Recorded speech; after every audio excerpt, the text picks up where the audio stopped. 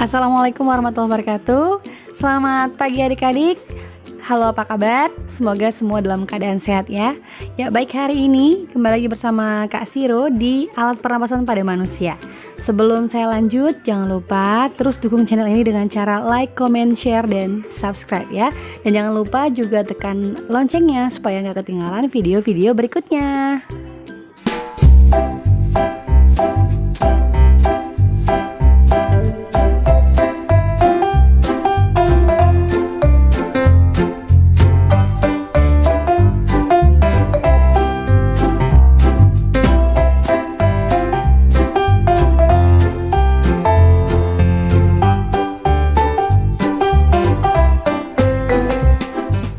Adik-adik, jadi kompetensi dasar pada hari ini itu adalah menganalisis hubungan antara struktur jaringan penyusun organ pada sistem respirasi dan mengaitkannya dengan bioprosesnya sehingga dapat menjelaskan proses pernapasan serta gangguan fungsi yang mungkin terjadi pada sistem respirasi manusia melalui studi literatur, pengamatan, percobaan, dan simulasi.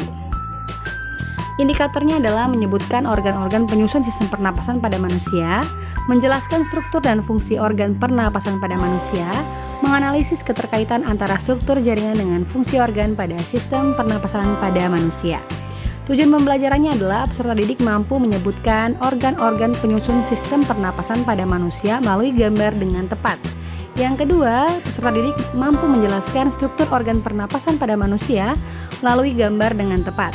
Peserta didik mampu menjelaskan fungsi organ pernapasan pada manusia melalui studi literatur dengan tepat, dan peserta didik mampu menganalisis keterkaitan antara struktur jaringan organ dengan fungsi organ pada sistem pernapasan manusia melalui diskusi kelompok dengan tepat. Ya, yang pertama ini kita mulai dari alat pernapasan. Yang pertama ini adalah gambar secara utuh dari mulai rongga hidung. Nah, lihat gambarnya seperti itu ya. Kemudian faring berada di atas laring, kemudian ada trakea, lanjut lagi ke bronkus ya, bronchiolus, dan diakhiri di alveolus ya. Itulah bagian dari paru-paru. Baik, yang pertama adalah rongga hidung ya. Tahukah kalian apa nama lain dari hidung? Nah, ayo siapa yang tahu? Oke, betul sekali ya. Jadi hidung itu disebut juga sebagai nasal. Di dalam rongga hidung terdapat rambut dan lendir yang disekresikan oleh sel goblet yang berfungsi sebagai penyaring dari debu atau kotoran yang masuk ke dalam rongga hidung ya. Nah, selain itu terdapat juga kongka yang terletak di bagian atas dan mengandung kapiler darah. Nah, kongka ini berfungsi untuk menghangatkan udara pernapasan ya, agar sesuai dengan suhu tubuhnya. Nah, Masya Allah, jadi Allah tuh udah kasih kongka ya untuk menghangatkan udara. Jadi ketika dingin, udara dingin di luar itu yang masuk itu akan dihangatkan oleh kongka ini ya. Nah, jadi jangan khawatir kalau nanti kita misalnya ada rezeki berada di daerah yang sangat dingin ya. Nah, kemudian udara masuk ke rongga hidung, kemudian akan diteruskan menuju ke faring. Oke, berikutnya kita akan bahas tentang berikutnya adalah laring ya. Apa fungsi dari laring? Ya, dapatkah kalian menjelaskannya? Oke, laring itu merupakan daerah pangkal tenggorokan ya. Di dalam laring ini terdapat selaput pita suara dan epiglotis. Nah, pita suara ini adalah suatu organ yang berfungsi menghasilkan suara jika ada udara yang melewatinya. Sedangkan epiglotis yang terlihat di gambar ini ya, jadi merupakan suatu celah yang berfungsi mencegah makanan masuk ke dalam saluran pernapasan. Nah, jadi alhamdulillahnya kita punya epiglotis ya, sehingga makanan itu tidak akan masuk ke dalam saluran pernapasan. Nah, kalau ketika kita lagi makan ya, kita bersuara, maka bisa saja terjadi yang namanya tersedak. Di saat itulah epiglotis tidak bisa bekerja ya, sehingga makanan itu masuk ke dalam saluran pernapasan. Berikutnya, laring ini secara umum tersusun atas tulang rawan. Sebenarnya bukan tulang rawan ya, tapi rawan yang betul sekali. Jadi rawan itu ya rawan, kalau tulang ya tulang sejati gitu ya. Nah, yang berfungsi menyalurkan udara dari faring menuju ke tenggorokan atau trakea. Nah, lanjut kita bahas trakea. Oke, trakea ini adalah batang tenggorokan ya, yang merupakan suatu pipa yang tersusun dari cincin-cincin rawan, dan pada bagian dalam trakea ini terdapat rambut ya dan mukus atau lendir yang berfungsi sebagai penangkap materi-materi yang tidak diinginkan untuk dikeluarkan melalui mekanisme batuk. Nah, jadi kalau kalian batuk, itu alhamdulillah ya, sehingga yang di dalam itu akan keluar. Karena yang di dalam itu kan mengganggu sistem pernapasan pada manusia. Nah, jadi trakea ini adalah saluran yang menghubungkan laring dengan bronkus. Selanjutnya, apa itu bronkus? Yuk kita lihat lagi. Ya. Nah, sebelum kita ke situ, ini adalah bentuk secara anatomi dari trakea ya. Jadi itu ada posterior trakea, bagian bawah ya. Dindingnya itu disusun oleh rawan sehingga dia sangat lembut ya. Bisa kita pegang dari luar itu bisa terasa ya. Oke, bentuknya seperti cincin seperti ini. Itu ada anterior wall ya, atau dinding bagian dalam. Kemudian ada arteri ya, pembuluh darah arteri. Kemudian ada limfa juga.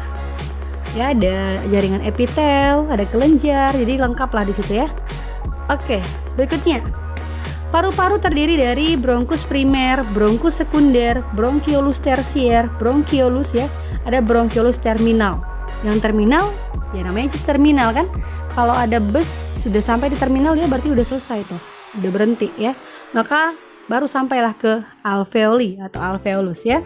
Jadi tahukah kalian apa beda antara bronkus dan bronchiolus? Ayo, siapa yang tahu? Oke, langsung saja ya. Jadi bronkus itu merupakan cabang tenggorokan yang mengarah ke paru-paru, baik paru-paru kanan maupun paru-paru kiri. Nah, dari bronkus, udara itu akan masuk menuju ke bronchiolus. Bronchiolus adalah percabangan dari bronkus yang memiliki saluran lebih kecil dibandingkan dengan bronkus. Dan bronkus ini memiliki sel-sel bersilia dan di bagian ujung bronchiolus terdapat alveolus. Alveolus inilah yang merupakan bagian dari paru-paru yang berdinding tipis. Ya, udah kita bahas di awal, dia disusun oleh jaringan epitel selapis ya. Yang berbentuk gelembung udara, banyak mengandung kapiler darah ya, dan tersusun atas sel epitel tadi. Oke, dan alveolus inilah sebagai tempat terjadinya difusi oksigen dan karbon dioksida melalui kapiler darah tersebut. Udah jelas ya? Jadi ada rongga hidung, ada juga faring, laring, trakea, bronkus, bronchiolus, dan alveolus. Cara cepatnya adalah hilteba ya, ditambah dengan faring sebelum ke laring. Nah, jadi itulah ya untuk bagian kecilnya. Secara umum kalau saya bahas paru-paru, jadi paru-paru itu yang tadi isinya itu adalah bronkus, bronchiolus, dan alveolus ya. Nah, jadi berapa sih jumlah paru-paru kita? Ayo, siapa yang tahu? Pasti tahu semua ya. Iya, jadi paru-paru itu nama lainnya adalah pulmo ya. Dan dia adalah alat pernapasan utama pada manusia dan merupakan kumpulan dari gelembung-gelembung alveolus.